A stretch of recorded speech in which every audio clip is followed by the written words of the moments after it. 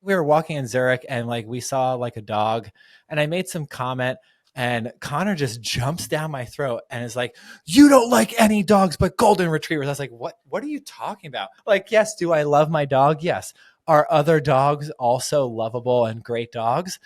If they're under 10 pounds, probably not. But if they're over 10 pounds, yeah, sure. You don't think other dogs think the same thing? They see a golden retriever and they're like, a celebrity. I wish I was them.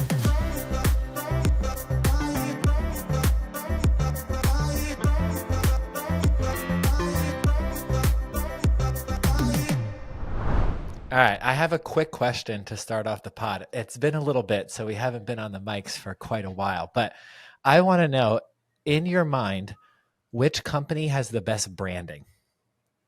Best branding. Like it's the prettiest or the most effective or I just like it? The most effective, the best. And we're talking branding, not marketing. I know they're similar, but am I just talking, we're just talking like colors, logo. Yeah, like which company has the best brand where it's like these people have just done an amazing job with their brand? This is going to sound so silly because it's very random, but I feel like Free People, I like everything that they portray themselves as. They're trying to be boho. They're trying to be chill and cool. They're a branch off from Anthropology, which is like their older sister that people already love.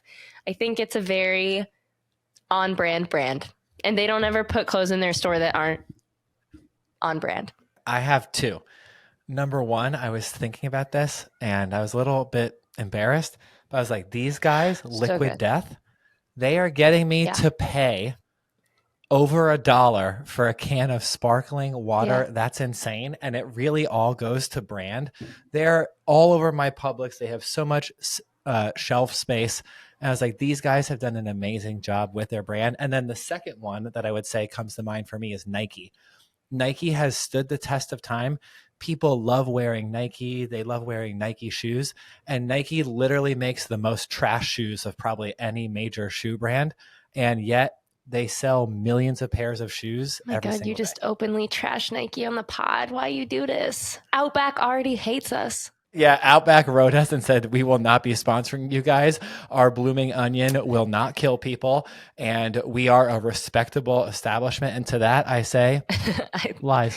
Would have done anything for free blooming onions for life. How have you been? God. If you can't tell, I sound a little... Sorry for everyone. I might be sniffling away on this pod because the pollen outside my house is all over my car. And like when you can see it, it's worse than if it's just there and you don't know. Oh. So I was listening to a handful of podcasts this weekend. I'm like, I have phases where I'll just binge one podcast so hard. And right now I'm binging Dax Shepard. This is like a come around for me. Armchair Expert's really good. And when it first came out, the guests you were having on were so awesome. And now he's having like round 2 of the same guests. And this was on this podcast. This was on Giggly Squad, Molly and I's favorite podcast. And then this was also a clip on Dave Portnoy's channel with all the clips that he makes from being on podcasts. But this is an awesome question. And I want to know what you think. So, you know, when you have that voice in your head saying, yes, no, don't say that, do this, don't do this. When you hear that voice, is that voice you or someone else? It's the voice of me. So I don't think that there's like my mom is talking to me or my better angels. I think that it's usually my better self, or it's the me that I'm chasing or like aspiring to be. Very Matthew McConaughey there. But it's me. Is yours someone else? Is yours your mom? Oh my God, no. If mine was my mom, I would be like such a better person. I also find it interesting that you just said that it's the better version of you, because mine's the opposite. The voice in my head, she's very devious, up to no good. Like the real me is better than the voice in my head, but you're opposite. Really? I'm opposite. The real me is bad. But the voice in my head's like, Kenny, why'd you do that? That wasn't nice. That wasn't kind. But yeah, I know the voice in your head because I've seen it actually like kind of come and like escape your head and then come to your lips. I don't know if you remember when we were in Curacao and you're like, I love doing bad shit. And I was like, that's the voice in your head. That's Everyone the loves voice. doing bad shit. Being a human is just trying course. to have the wherewithal to not do what you really want to do. Like, I would love to rob a bank. I know we always talk about this, but if I could like choose to do bad shit, that would be step one. Do you know my choosing to do bad shit is kind of wholesome, but I want this to happen so bad. Um, but it never will. I want to bring my dog Pippa, who she's a 4-year-old golden retriever, has tons of energy. And when she meets new people, she goes totally nuts. I would love to bring her to like a very fancy pool. I'm thinking like in Maui, there's a Marriott with an infinity pool that overlooks the ocean, and everyone's there. They're spent thousands of dollars on their vacation, and I want to set Pippa loose and just let her roam the pool, let her roam the grounds for the entire day, and just watch how people react to her. Good, bad, ugly. I want to see it all. That's what I would do if there was absolutely zero rules. Part of the thing that would be fun about that is unleashing the worst part of yourself on people that reacted poorly to her.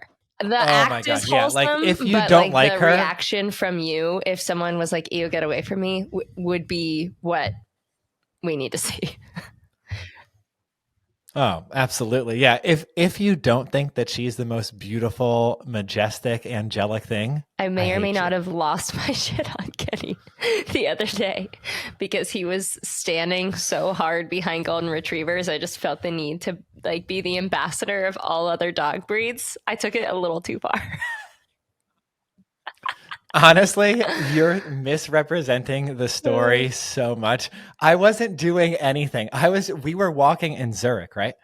I think we were walking in Zurich and like we saw like a dog and I made some comment and Connor just jumps down my throat and is like, "You don't like any dogs but golden retrievers." I was like, what are you talking about?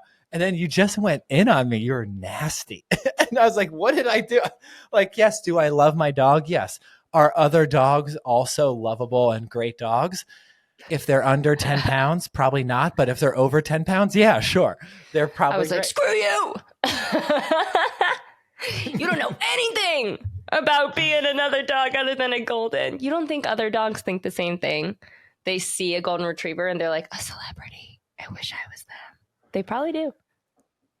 Of course. They probably think like, "Oh my God, she's so beautiful," or "He's so good looking." Of course. They're on every dog food brand. It is the best looking dog. It's the smartest dog. My God. And it's the most I'm lovable starting to get dog. triggered. Oh shit, I'm doing it You know again. what would I'm be doing really, it again. really fun? If they did like a dog version of Love is Blind, or not Love is Blind. Sorry, that's the dumbest thing I ever said. If they did a dog version of like Love Island. The dogs can't talk. They can't actually connect at all. They're just locked in nice rooms. Oh, I'm crying. And then at the end, they have to marry each other and they like fight. So I feel like if they did a dog version of Love Island, where they just had like a puppy pool, they all stay together in this like room with all their dog beds. I wonder if it would operate the same, where they would start pairing up or hooking up with their friend's girl. Like, I wonder what the dog dating show would look like and why isn't it a thing yet? Oh my God, I think it would be perfect. I don't know There's why just this that does one not dog exist, like but we were Peter talking who's just humping like random objects in the corner all the time. The commentary is like, there he's at it again. Like, I would definitely watch. Peter, he's so horned up. I would totally watch it. All right, speaking of inner voices, we have a pretty good topic for this episode. Do you want to introduce it? Because you were the first one that brought it to me. I feel like you'll do a better job.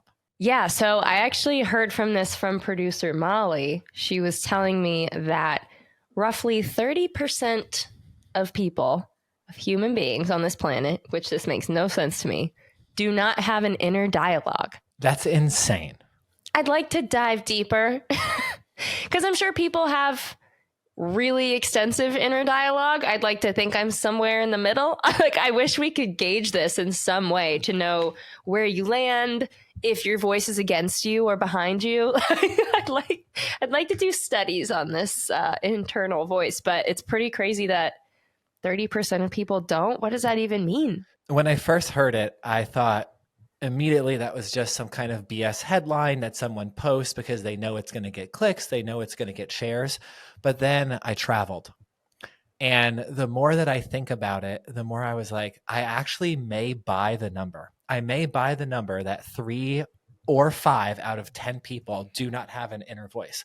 Now, the reason that I buy it is because I think it shows up in people's lives. So, for example, I was thinking, how do you know if the person that you're talking to or you're experiencing does not have an inner voice? What are some telltale signs? Number one, and I don't know if you would agree or disagree. Number one, the person talks at you and they have no idea if you're enjoying the conversation or not enjoying the conversation. Do you buy that as someone who does that lacks an inner dialogue? Because in my head, it's like a narrator narrating my life as I live it. So it can be random. But yes, I agree. Like the way someone's reacting to you as you say it in your head, you're like, this isn't going well, but you're still talking. Like being able to talk and think at the same time, I thought is the most common thing in the world. Is that not always possible? I don't know. I don't think it's possible because there's so many times that people in my friends and my family that they'll just be talking to me or to a group or to someone and they're just talking and it's obviously boring and they're having a great time, but that they're unaware of how they're impacting people. And in my mind, whenever I'm talking, I'm thinking like, is this landing for them? Is this interesting? Should I wrap up? Should I keep going? Are they liking this? That's inner dialogue, right? And there's some people that you talk to that they just don't have it. They're just talking at you. We have some people at work that just talk at you. We won't name names. But I was thinking that that's a really good example of like when you encounter someone who just can just do, and you can just be like this. Just blanking, right? You could just be totally blanking and they just kind of and they're like unaware. So I wanted to ask you, is there any behavior that you think comes across subtly that tips you off into, oh my God, this person may actually not have an inner dialogue? Tips you off. No, because you're not supposed to know when someone's, you don't know when someone's having one of those moments. Like I could be talking to someone for 30 minutes and I'm just like looking through them. And in my head, I'm going, oh, I wonder where they got their shirt. Oh my God, did I ever bring that shirt to the dry cleaner? Like you weren't supposed to know. I just think it's so interesting that we're not like, why is this the first time everyone's talking about it and why is it trending? It's like a topic that's actually trending right now. It's kind of funny. I have another one. I want to see if you agree or disagree. In the travel world, there's times that you're at an airport and say that you're putting a bag up or someone's taking some kind of action and it's like they're in their own bubble and they don't have any kind of awareness of like how long that they're taking or if they're holding up the line or what their deal is. I think that was when I was traveling, like, cause I read this while I was traveling and then I was like, oh my God, that's another example of like, say that someone is they're putting their bag up, and then they're rifling through their stuff and there's like a very long line and everyone has to board the plane. But this person, they're not being mean. They're not being a jerk. Like, hold on, I'm going to do my thing. You wait. They're just unaware that there's a line even behind them because there's no thought process in their mind. Like, hey, I'm boarding this plane. I should be quick. I should be courteous. I thought that that's another one that shows up. That's a little telltale sign of the person that you're dealing with may not have an inner voice. They have no regulation, right? I don't know. Do you buy that or do you think that that's a little I'm bit just like giggling because I think there's no place like the airport to be able to see if somebody has, awareness about them, because sometimes you'll be at TSA, like that guy that we were just at TSA. This man is taking so long. He's so in the way in front of everybody. There's no thought in his head like about anyone else, which I also think could be a superpower. It seems like you're being kind of a POS, but it's kind of cool to just be like only in your own bubble and not worrying about anybody.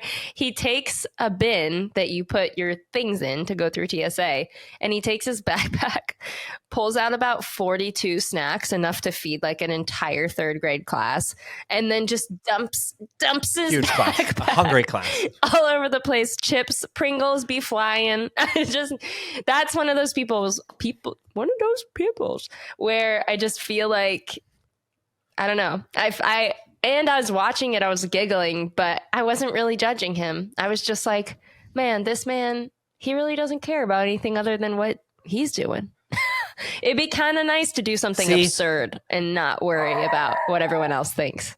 See, this is an example of someone who I don't think he has an inner voice. I don't think that he has any dialogue or anything really like going on in between the ears. He's just living life, doing his own thing, reacting and existing. So that's a pretty good example of someone who you encounter in the travel world, that they may not have an inner dialogue because there's no consideration of them or their environment. They're just so locked into what they're doing. So I thought that's probably an interesting one. Now, let me ask you this, Connor. Do you think that people who lack an inner voice and an inner dialogue can be successful in life? Or do you think it's a major hindrance? There's no way for me to really answer that. I think the perk of your inner dialogue is to like work through problems and talk things out. If you're doing it out loud with a therapist instead of in your head with yourself who's trying to sabotage you, maybe it's better. That's why I thought it was interesting that you said your head is like the good part of you. I feel like my head is what brings me down, and like actually me is being productive and getting things done. And my head's like taxes. Holy crap. I did my taxes last night. How long have I had all of the receipts and everything that I need to do? And how many times have I said to you, it's just so hard? And you're like, just get someone to do them. I'm like, I do have someone. You're like, all you have to do is take pictures. And I'm like, you're right. My head is telling, my brain, so my inner voice is telling me, you're not smart enough to acquire the right things to send to your CPA. And me, myself as a person, I could probably do all my taxes on my own. But my brain was literally telling me, you're such a lazy piece of shit. You will never be able to figure it out. So I don't know. My head is not my best friend. It's usually the one being like, that shirt does look weird, when it doesn't. Yeah. All right. Well, I think this is a pretty good place to wrap up. We would love to know what you think. First of all, two-part question. Number one, are there signs that a person lacks an inner voice in their head? And then the second part is, if you don't have an inner voice or an inner dialogue, can you be successful? We would love to know what you think. Write us in the comments, DM us on Instagram, and we'll catch you next week. Later, nerds.